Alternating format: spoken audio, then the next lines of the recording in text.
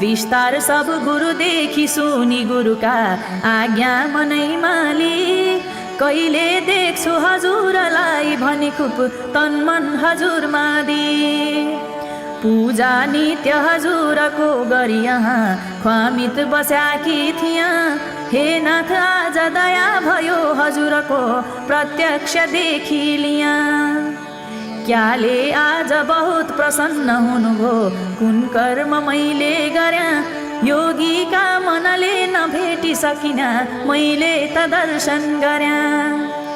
यस्तो बिन्ती सुनि दया बहुत भो हेतु प्रभुले कया उच्च नीच स्त्री र पुरुष विचार दिन म त खुस हुन्छु भक्ति भया नौ साधन कि त भक्ति छन् ती नवमा पहिले त सत्सङ्ग हो पहिले साधन पो भयो पनि भन्या बाँकी रह्याका तिजो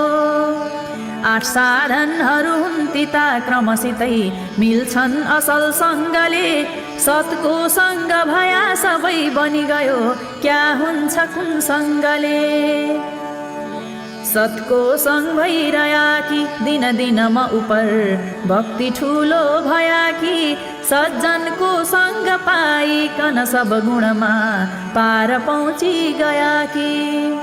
देख्या मैले र दर्शन दिन भनी खुसीले